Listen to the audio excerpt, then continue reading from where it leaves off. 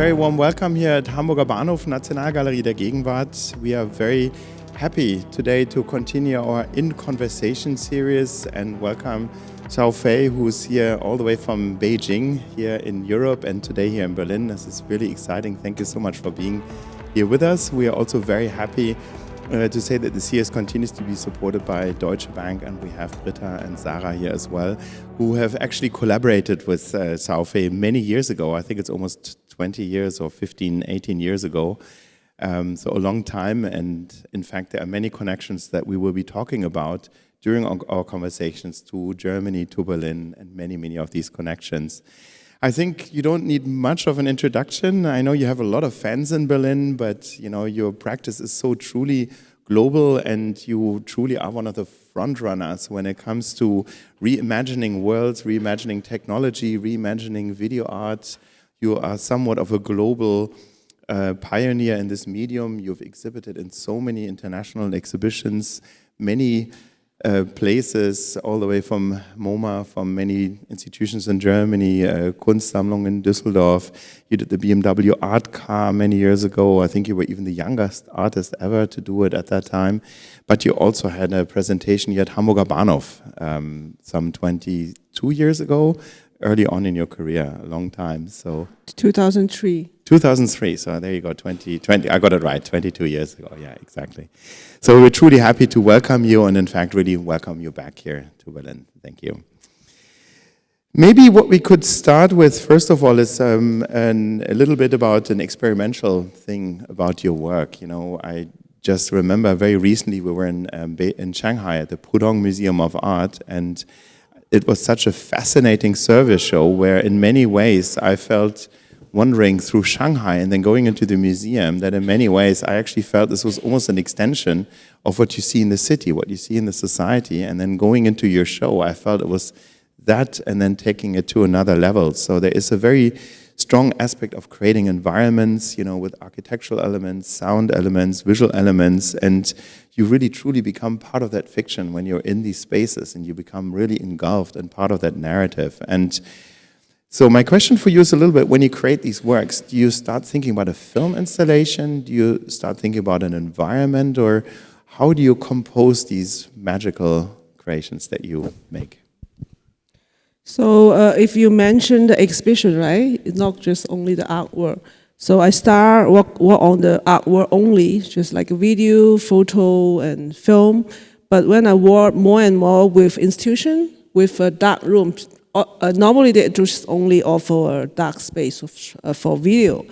So, and more, mostly it's for like a white cube space, yeah. So I feel more important to give environment for the audience, how to access your project. Because mostly I work on like a project scale. So I don't want people just sit there on a bench and to watching the movie to get all this information from a movie set environment. So when I have more exhibition, I start to work with the environment for the exhibition.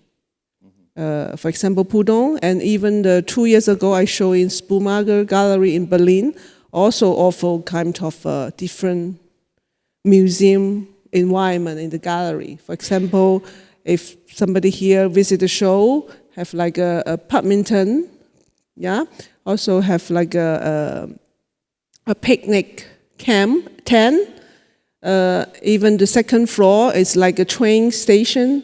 So I think it's quite important to the video, the content from the video is floating out of the exhibition and out of the frame of the video. And is there a departure point in terms of the visitor experience? Are you consciously thinking about visitors having some sort of intellectual encounter, learning something, or is it something, let's say, emotional, or do you think of a physical experience of feeling overwhelmed, lost, or how do you, or in what way are you conscious about visitors and what should they feel or how should they encounter your work in your mind? I think depend on what kinds of project. So from the early piece, you saw like Who's Utopia actually is commissioned by the Siemens company in the very early of 2000 because they built a lot of Siemens factory in China. So they start to want to work with local artists because they hire a lot of sub-company in China. So, but after this project, I started thinking how to build up the environment for people, not just come to see the video, but also you can through the installation to understand what condition of the worker, what condition of this. For example, I designed a newspaper for the project, and it's like a dormitory room of the to see the film. And yes, I want it's all combined together. It's hard to separate emotion or critical, or is for me it's total. It's total. It's as a whole. Well, that's truly also what you feel when you go into your exhibitions or your projects. You know, you really feel like you're becoming a part of it. And what I also find really fascinating is that you often play with, you know, maybe a notion of reality or fiction. And I think that is a common thread in your works, that you use fiction very continuously. You know, you create certain speculative stories, spaces, and environments that are at the same time very deeply grounded in reality. You know, for example, R&B City, or I can take Nova cosplayers, or many others. You know, what draws you to fiction as a form, even though it somehow feels real in a sense? How to say? Even the Siemens factory project, I'm still working with the worker there to try to build up their platform. It's like a theater for them to perform in the factory. So I think for me in China, it's quite dramatic in 1980 and 1990 because the open policy started in 1978. So the whole China to influence a lot of Western culture. So my life or my home and the city are also in the changing. It's like on the move. So I think it's kind of magical. It's also happen every day, right? So even today you can't see too much this kind of urbanization in China, but in 1980 to 1990, and even the 2000 is also is like a more unreal. Yes, unreal, the Olympics, unreal scenes for me. So I think this contradiction is a key image, or is in my imagination, a part of my imagination. So for me, it's not just unreal, but it's also is another dimension from the reality. So it's not really fiction, but it's somehow, could we say, maybe a mirror of real life? Is it something that you reflect but adjust a little bit to perhaps critique it or give it a new viewpoint? Is that maybe correct? Because even some people say my work is more like a storyteller, but I'm not a film director or drawing some script, writing some script, but because most of the projects, Siemens, Asia one, and for the also the factory in China is online shopping factory. Even now, I'm working on an agriculture factory, and all these themes have a real subject. It's like a real factory. So all my projects based on the reality. Even the cosplayer, I work with the cosplayers community in Guangzhou city. So I never just build something empty or, you know, from zero. Yeah. I think in many sense, you know, working with fiction is one side of the equation, but you've also worked very early on, or basically throughout your practice, with technology and virtual, you know, using digital avatars, gaming platforms, VR, metaverse, and many of those things, because they even became mainstream. So I think you were always a little bit ahead of the curve in some sense. And it's perhaps a bit similar or an extension of the question before, but what attracts you to these virtual worlds, and in particular, so these parallel universes, what attracts you to them? If going back the beginning, I tried to use the digital camera in 1999. So I know a young generation, they try to replay this kind of camera and digital camera from the very beginning in very low pixel. So, and then I start to interest how to develop the personal film without the iPhone era. So I start to interest in use kind of early new technology. And later on, 2006, I by chance entered the second line virtual reality and start to register my avatar, China Tracy, to take exploration in the virtual reality. So yes, this image is China Tracy with her son, because at the same time I have my son in real life, so then I create another baby avatar for him. So we like a parallel real life and reality. But you're not confusing the two. No, because he never grow up. Well, there's some advantages, I guess, to technology. Then. Yeah. So for me, I'm not kind of like how to say, if you reference ZGM in Germany. Yes. So I'm not median artist. I always am not media. I use median or use median to develop or just develop the humanity, actually. Now, but when you work with this, now we know that you have an avatar son as well. Do you find these spaces that you create, do you find them liberating? Do they offer you a degree of freedom? Or do you feel that it's actually the same form of control that we find in real life? I think in 2006 until 2008, the crisis, economic crisis, I think that era, people is quite optimism for the future technology. So I think it's like early, it's pre-metaverse timing. The people imagine the future will be a good, fantastic technology future.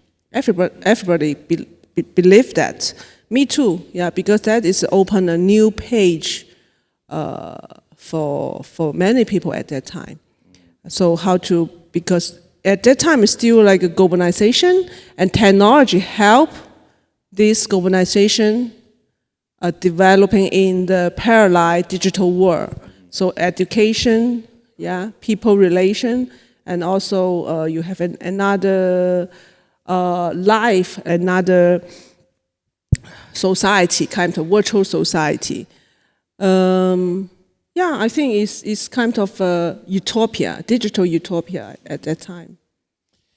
Now we spoke a bit about your relation to technology, but it's also something that is very often felt in your artworks, in your installations, the connection of the human and the machine. And anyone that has been to China, to the big cities that are developing so rapidly, and the technology that is so ahead of many other places in the world, and this strive to a future, this imagining and very quick modernization in many sense, seems also to be something that is so in your work. There is these designed environments, they're very rigid, but then there's a very deeply human element in it, very individual, very often connected to grief, longing, humor, estrangement, or other kind of things. And how do you balance the two? How do you bring this technology and this perhaps rigidity and oppressiveness and a place where humans don't have a place into an environment where humans actually often have the central stage, like in your environment? They're deeply human stories in the end.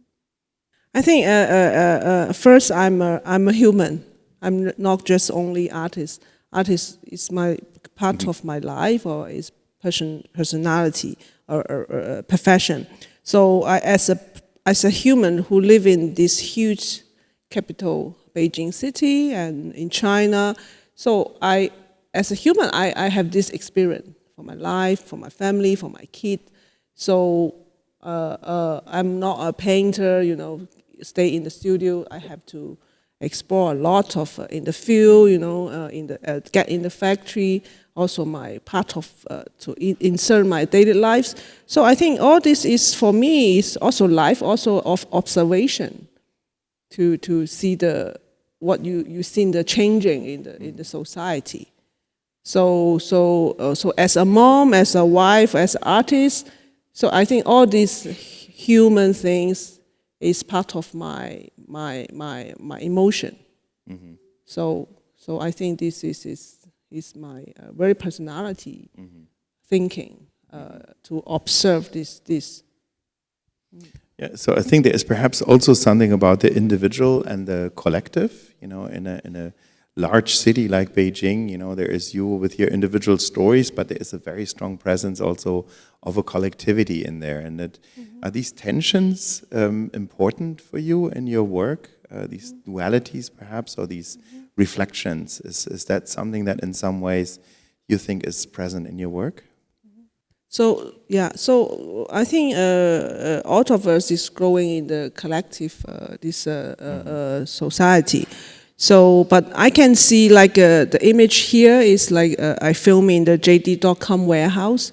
It's a huge and it's unmanned. It's like a nobody smart digital control the whole factory. So even we talk about a collective. So we at the old time in 1960, 70, we all say the label is have the most value at that time. But now you can see less and less worker work in the factory. So I think this is changing of recently. Mm-hmm. Even we talk about AI, we talk about technology, but China have like 1.5 billion people.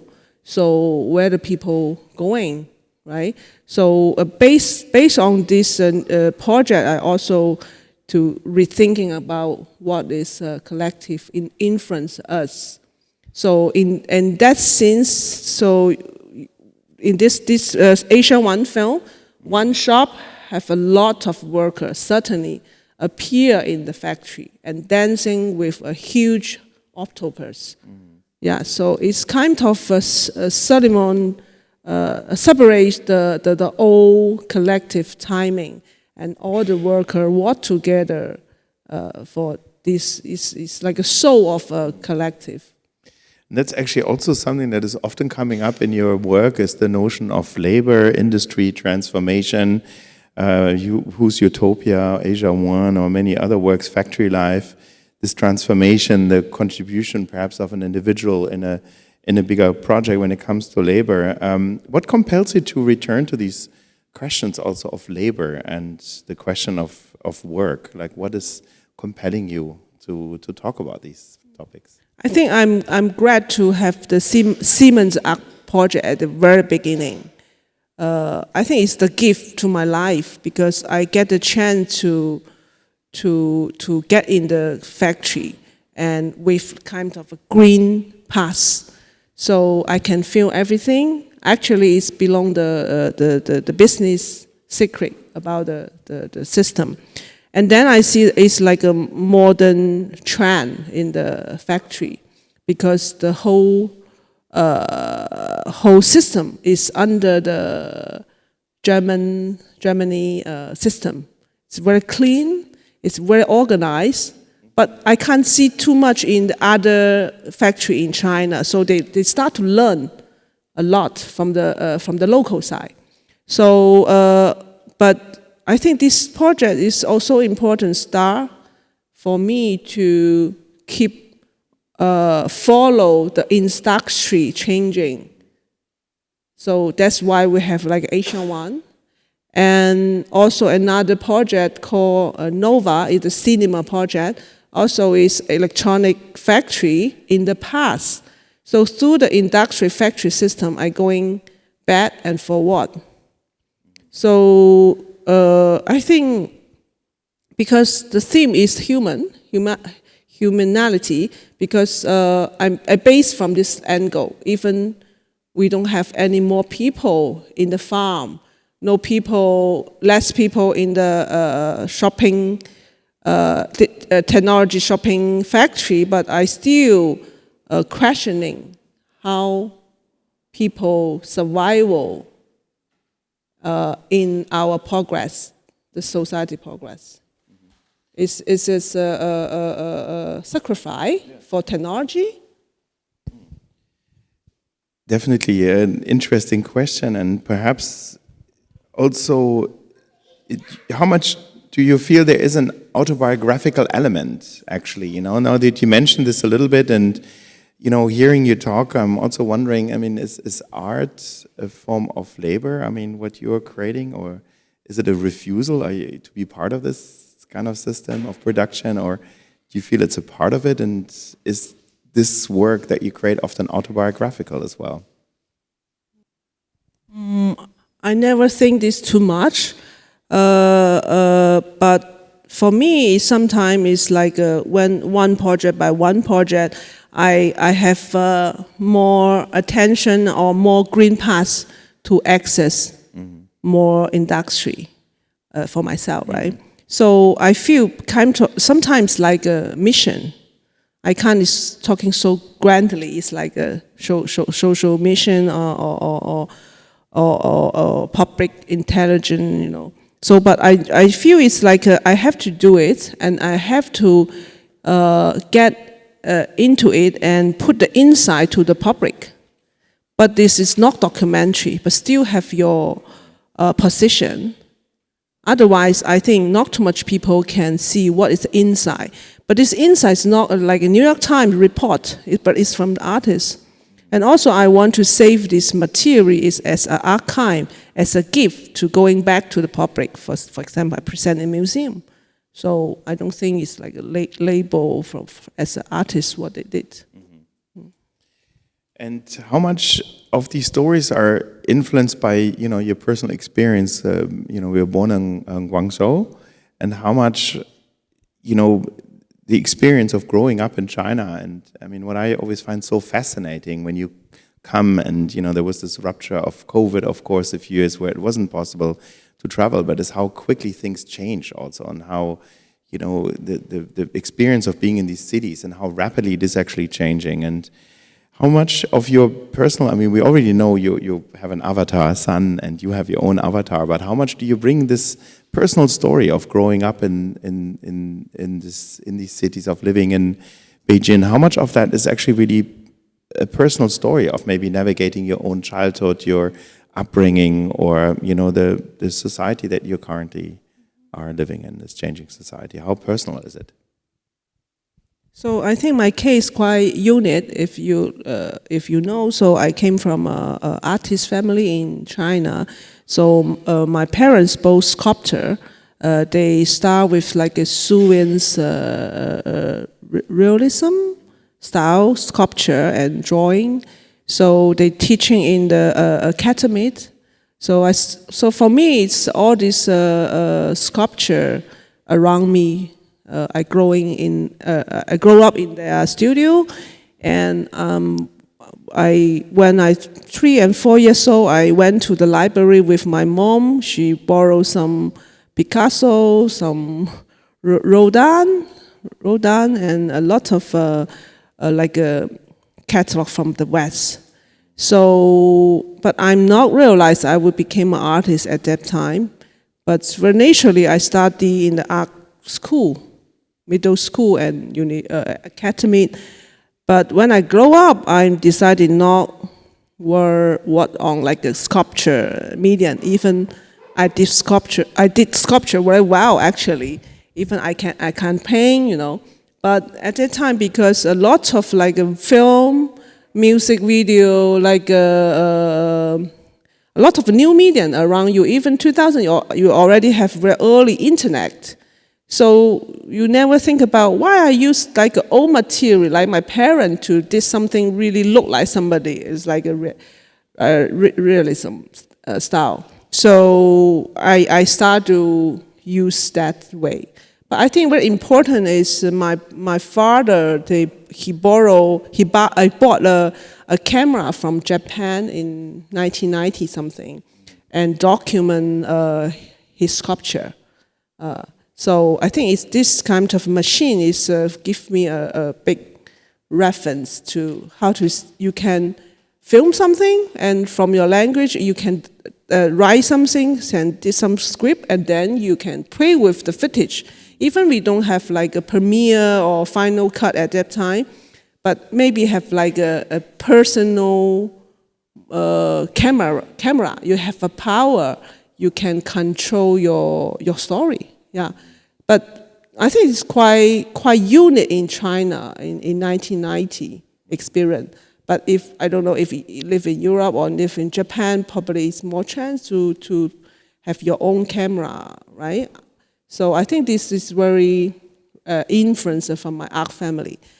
And also, 2005, I working on my father's documentary called Father, because my father did a lot of sculpture for government, officially for museum, but it's work on like a Chinese model, label model, or army model, or even like in 1970, my father worked on like a purist president, even like very early work on Mao's portrait. So so after several years on my creation in contemporary art, I shift another angle to rethinking what my father contribute art to the society. So I follow him to make the huge 5-meter master, like a Chinese purist president.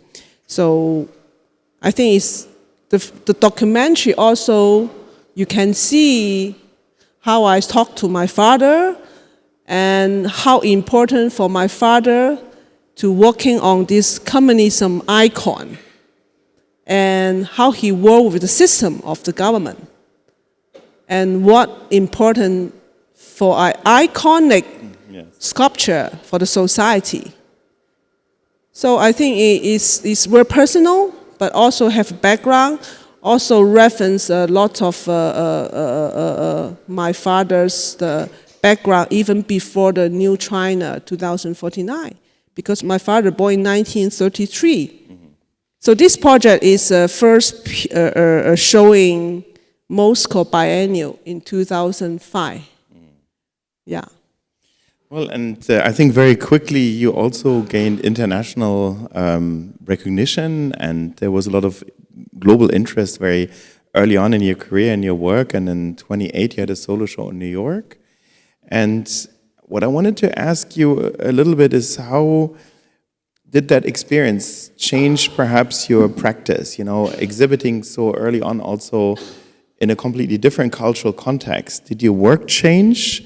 Or did you feel that your work was received somewhat in a different way when you went to places like New York or Berlin, for that matter, or other cities?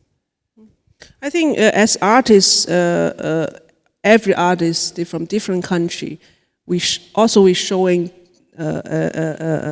out of our country always have misunderstanding or over-understanding. So I think that is normal, but it's good to have this miss and loss, and then we have dialogue. So I first showed the Who's Utopia in Germany. I think some audience were angry, not angry at the video, but say, why they torture the Chinese worker? This system have a problem, and globalization, blah blah blah blah blah. But I document this project. I work with the worker in the half year in the factory. Even you saw the lady, the peacock dancer in the film, I still keep in touch with her. She became a very successful businesswoman in China now. He's kind of middle class. He opened like a 7 English education studio, in Canton. And probably it's the #1 English education company in Canton, Zhuhai City. So, and also she participate and she buy ticket to come to my opening in Shanghai to give a speech. Amazing. Yeah, amazing. So every time people asking a question or she talk to the press, and she feel the factory is alternative university, alternative way to re-educate the knowledge, give her so many knowledge. So I think so why I say the insight about all this project, you have different voices. I can't stay with like a black and white because I saw a lot of humanity, people hate and love, loss and their dream. It's so complex. Yeah, the China developing is complex. The people under this changing also is complex. Not that easy to saying one thing. So yeah, so that I say that is because I want to go into this factory. Also, I look at the newspaper to say how difficult the people working in this system. It's very direct, very simple, symbolic report. But if you really deep inside, you still can find something, some hope, some loss, yeah. And this lady, the peacock dancer, I encourage her when I finish project. I say, I think you are very smart and very smart. I think you should, because when at that time he only 17 years old, 17, 18 years old, and because she from very poor family. I say, yes, you are very smart. You should going to college. You probably should think about left the factory to going see more and more. And then after we left, she really going to study in English school in Guangzhou City. And he working at like a McDonald's every day, and then he earned the money to study in the English school. And then after more than 10 years, he become successful. So it's really, even it's a single case, but I think it's taught a lot. Yeah. Well, I think that's always the problem, when you get a snippet from a culture or like one image that it gets mistaken as speaking for the entirety of the lived experiences in these places. And I'm just curious, when you show your works internationally, and I know there's always a different kind of entry lens, and some people know where you live and work, what's the environment, some people don't know it, but are there some typical questions you get asked when you travel internationally? Is there like a typical question that comes up or annoys you or something? What you're feeling became a female artist? When did you become a female artist? Yeah, as a female, what you can work, yeah. And do you have freedom? What in China, create in China something? Yeah. So I think it's a quite typical question. And why you want to become artist? Yeah. I still want to ask you another question. I don't know if this is a typical one, but I wanted to ask you something else about, materials. And maybe this is also a very obvious question to ask, but one medium that is very absent is painting. What's your relationship or your view to painting? Have you painted? Is this something you feel is not successful, what you're trying to say, and your parents, being artists themselves and having as an early child all this exposure to it, how come you don't use these more traditional media? Maybe next show. Yeah, because I thought film and video is more complex. You have sound, dialogue. You have, you can edit. Editing is so interesting. But for me, painting is. I can't say it's simple, but probably I born in this like a total environment. So I thought when I express myself, I have to use all these kinds of elements.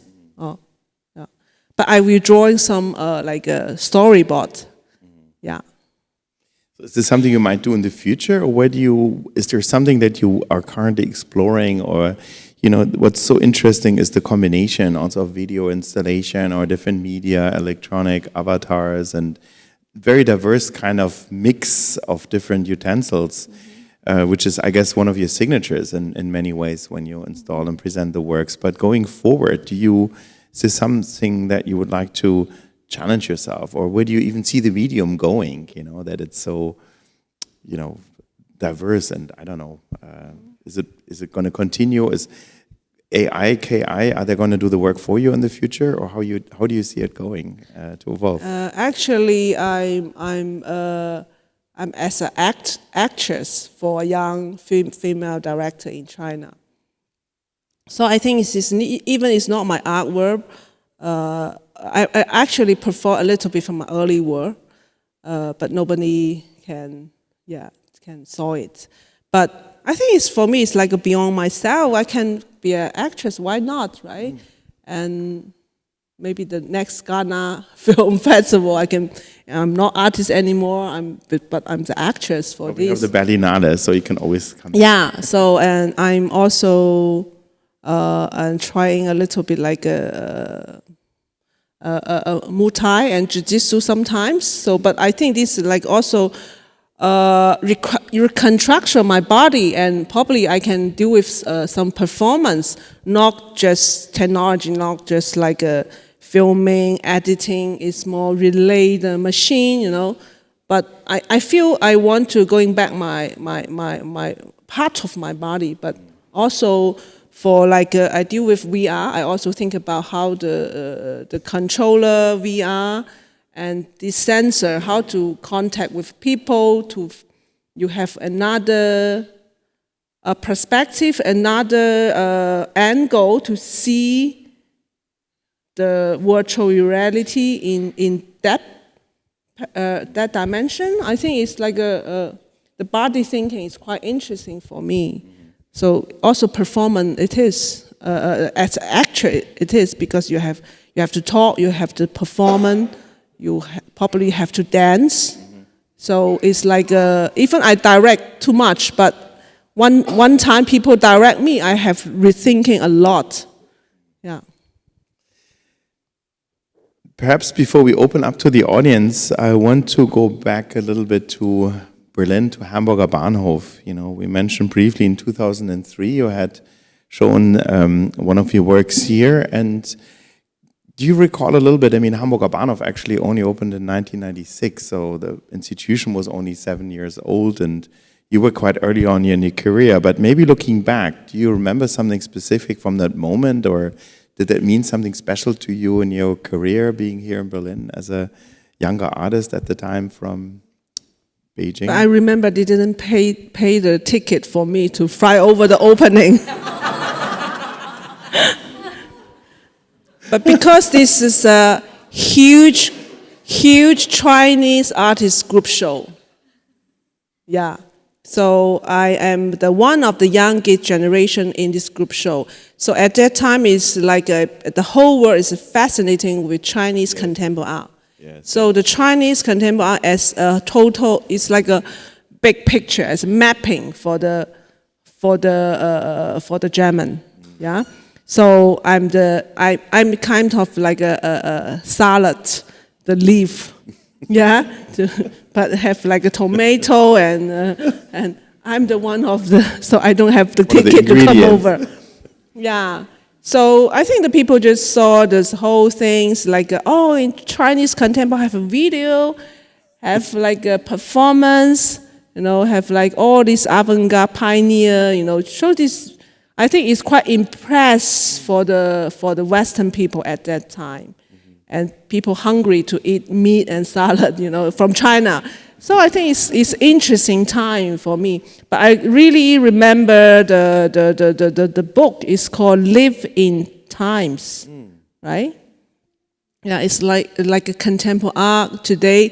Even China or American or Germany but now it's became more flat. Yeah, so you also can see Chinese contemporary art is how how different what people imagine, like a calligraphy from Chinese art. It's like a change the people thinking at that time. Yeah. Well, I'm glad you keep coming back nonetheless. What brings you back to Berlin? I mean, what attracts you to the city? Because I know you come quite often and you've had so many shows in different places in Germany. What do you think is there something special about Berlin, Germany for you? Or do you feel, coming here as a visitor, is there something that connects in your work to something that you're expressing? I mean, what are your observations today about Berlin, Germany? I'm first time came to Berlin also 2003. Yeah, for I think I'm showing. I participate a theater project by another Chinese director. I produced the backdrop moving image, but I take 2 days here. So I saw the Zazavas theater. I forgot which places, but probably the name is Come and Out and something. But it's really how to say? It's inspired me a lot. Yeah, and later on, 2005, I start my first big theater in China. So I really want to become something very free, it's performance, theater, video, it's like opens up the theater idea. So I think Berlin, for me, is like the first impression is really fascinating. And also because I moved to Beijing for 18 years, and also I feel the similar of the city, the scale is wide open, and the season is also quite similar. Winter is very cold, the summer is better, and also 2005 I have got the institute have a project called Beijing Case, so invites a lot of German artists or writer. They came to Beijing to work with Chinese artists. So, and start for me to come over Beijing and Berlin to have a meeting. And later also have, I practiced the Berlin Biennial, the curator, select the curator as a jury, like a committee to select the jury. So I have more experience, more chance to visit Berlin. So this is my experience. So I like a lot. But also, Germany has welcomed me a lot from the Siemens art project, from the Deutsche Bank collection. I show in MMK for a group show, and later on, the show in Düsseldorf K21. Limbachhaus recently. Recently, last and Limbachhaus, Munich, and etc. So I feel it's like a German audience quite opens up to accept me. I mean, compare other country, it's not that often to have such show in a same country. Yeah. Well, we're happy to have you here today, and I know there are a lot of people. I think there's maybe some friends in the audience as well, but we also want to always give our audience the opportunity to ask questions to the artists. So if anybody would like to ask a question, I think Matilda has a microphone here. I think everybody's very shy now, so there is a question in the end. Hello, thank you so much for sharing. I saw your work in some, digital art media archive, and I could believe that now I can hear you listen and sharing your work and your process. So, yeah, such an honor to be here and listen to your sharing. I have 2 questions. First, about because you say that you were growing up in the family with also like artists, like parents, was sculptures in China.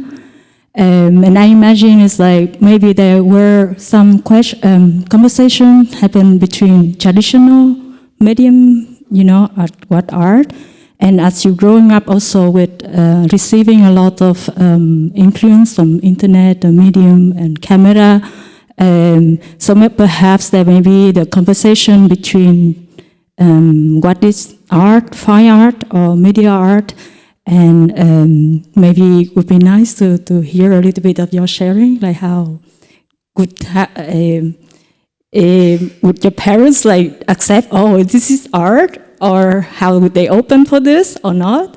You know, so and I'm curious about that. Second, I also you said that your work, like drawing, although from the medium, but it's drawing from humanities experiences, and you base your life in China, but you exhibit your work globally, like internationally. And then at the same time, like in Europe, you know, the Art Electronica, they have the festival since 40 years. That means new media art has already been in medium here, as in no, you know, it's not questionable. So I was wondering, during your life, is there any time you're thinking, oh, is it China's? Is a good location for artists to work with this medium? Or maybe relocation, you know, to Europe, to somewhere could be better, because again, we work with the technology. We could also base anywhere. So in my opinion, so yeah, good. Love to hear your sharing. Thank you. I'm not sure. Maybe we can summarize the first question. Was it about being how? I got the last bit, that how did the parents react? Is it art, or did I get that correctly? Is it about the medium, maybe? Maybe the medium, maybe from the personal experience. I think I would like to hear about the conversation between traditional art and media art. So what did your parents? If it's not too obvious. Is it art? Yeah. What is art? What you made, your parents, I think. The choice of art medium, I think, of your parents. What did your parents say when you, or like, what do they feel about your art? Okay, from the beginning they don't understand, but I think it's very important. They're artists. They encourage me a lot, because in China, even I teaching in school, but I can feel sometimes their parents not really support the kid. They study art, but they more prefer them study a lawyer or medicine, maybe dentist, and even my economic, maybe AI technology. They did not give you a good example. But I think they have struggling. Even some most young generation, my student, I quite surprised they want to become a governor. They study in my department, and then they trying to become a you have to have a lot of exam to get that license. But I can totally understand this is kind of survival contradiction for your dream, become an artist, or make better life, because may probably have pressure from the family. So I'm lucky my parents told me become an artist is such difficult, because probably 10,000 people is nobody can become successful they are. But they say, we will always support you what you want to do. Yeah, but they still want me to become a teacher, teaching at the school, and have a normal life, to not just become independently an artist. And also, my mother is quite sad. I moved to Beijing because he wants the kid to combine with her, you know. So this other choice decided by myself, I think. But I think my parents even not really understanding what I did. But my father is really loved the piece of I document on him, because even he don't really understand the theme behind what he saw from the documentary. But the most important thing, he can feel the love between the two generations. So, and that I have this inspiration because my father made my sculpture when I just like 10 months.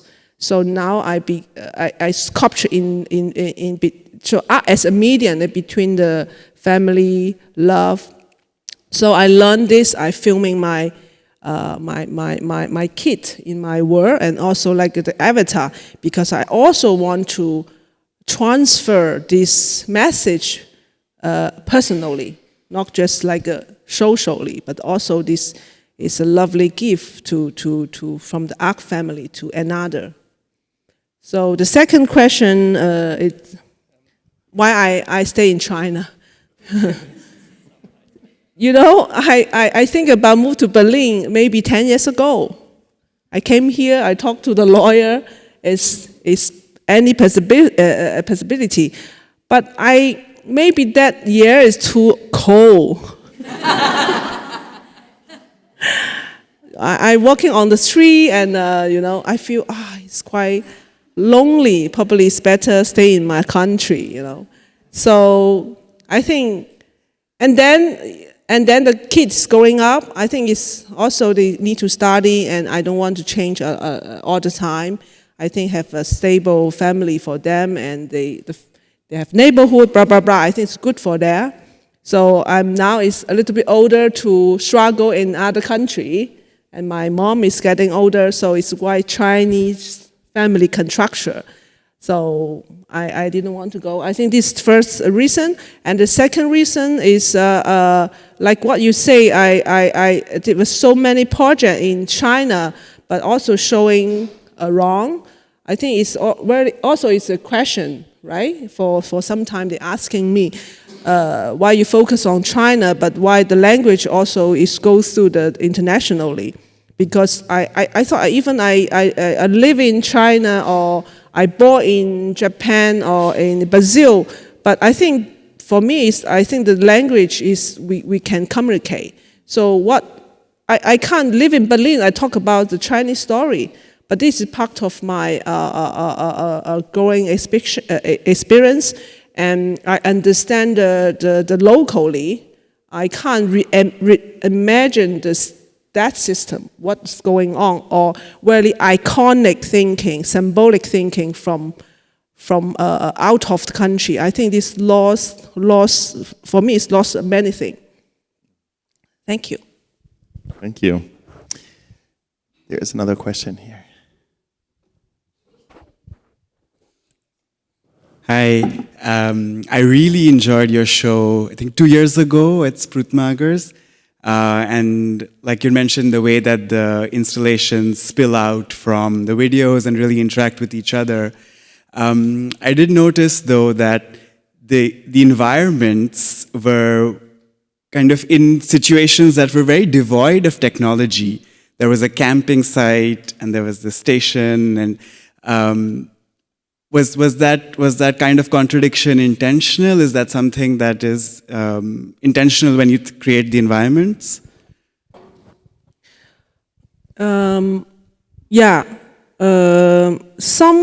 Some people they don't like this. A few people, like curator people, they feel too entertain. Yeah, entertainment, entertain. But some curator also they really want this, because now the museum, even the gallery, has had a lot of white cube space. So it's hard to attract the new generation audience, right? But for me, also, I feel I showing so much in different institutions all around the world, but also I feel boring sometimes. So how to export the breadth world, dark room, and so I build